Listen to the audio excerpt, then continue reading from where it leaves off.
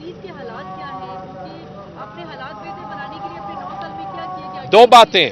پہلی چیز، 9 سال سے پہلے یاد رکھیں کہ کیا حالات تھے جب جو سامان جو ہے وہ ملیٹنسی کے اگینسٹ جنگ کے لیے لایا جاتا تھا، اس میں اربوں کے کرپشن سکینڈلز آتے تھے.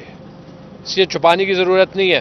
میں نے سنا ہے، میں تو باہر تھا، ایک تھانہ جو ہے وہ بم پروف بنایا گیا تھا، بارش کے بعد جو ہے وہ کلیپس ہو گیا. یہ وہ پولیس نہیں ہے. پیسوں کا مسئلہ پاکستان میں ہمیشہ پڑتا ہے، لیکن پچھلے 3 سال میں ہم نے پولیس کا بجٹ ڈبل کیا، سی ٹی ڈی کا بجٹ ڈبل کیا.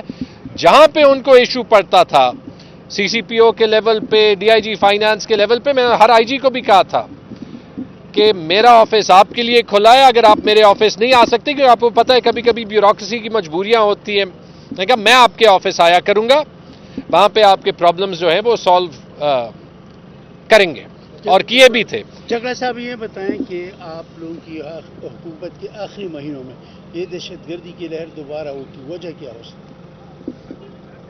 ایک چیلنج ہے، ایک سائیکل ہے، ایک پروسیس شروع کیا تھا خان صاحب کے وقت میں، جس میں سارے سٹیک ہولڈرز آن بورڈ تھے. اس کی ساری ڈیٹیل میں آپ کو اس لیے نہیں بتا سکتا کہ اس پہ جو ساری بریفنگز تھیں وہ نیشنل پارلیمنٹ میں ہوئی تھی. صوبے میں ہمارا اس میں رول جو ہے وہ کم تھا. لیکن ایک جو چیلنج ہے، دیکھیں، جب ہمیں ملیٹنسی کے اگینسٹ جنگ کرنی پڑتی ہے تو وہ بھی کلیئر دماغ سے، کلیئر ہیڈ سے کرنی چاہیے.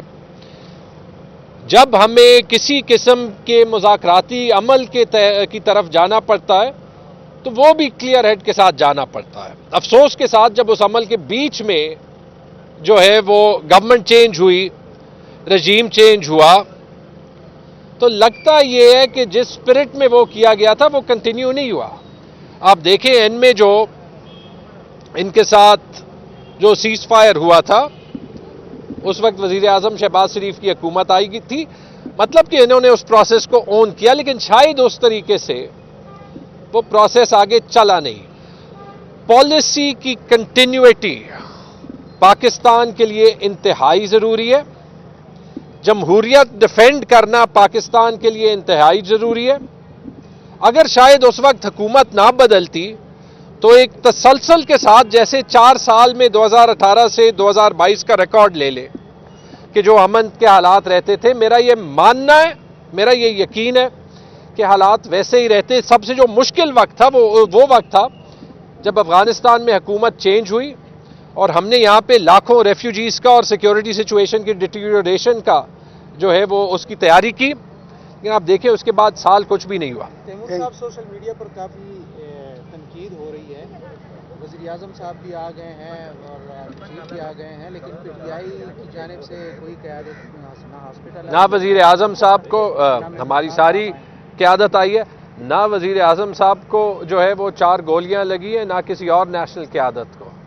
اگر ہم ہر چیز پہ پہلے ہم یہ کہیں گے کہ ہمیں جو ہے وہ اس پہ سیاست نہیں کرنی چاہیے، لیکن پھر ہر ایک چیز پہ سیاست کریں گے. میرے خیال میں آج کا سب سے اس خوفناک حادثے کے علاوہ جو سوال بنتا ہے وہ یہ بنتا ہے کہ جو آرٹیکل 105 کے تحت گورنر خیبر پختونخوا نے الیکشن کا ڈیٹ دینا تھا، جو انہوں نے خط الیکشن کمیشن کو لکھا ہے، جو ابھی سے کچھ ٹائم پہلے سامنے آیا ہے، اور اس میں جو انہوں نے گول مول باتیں کی ہیں، اور اسی کڑی کا تسلسل ہے جس میں پہلے جو ہے وہ ملک احمد خان نے، باقی جو فیڈرل منسٹرز تھے، گورنر کا اپنا بیان تھا، جس سے یہ صاف ظاہر لگ رہا تھا کہ یہ الیکشن سے بھاگیں گے. یہ پاکستان کی ڈیموکریسی کو، جمہوریت کو ایٹ رسک کر رہا ہے.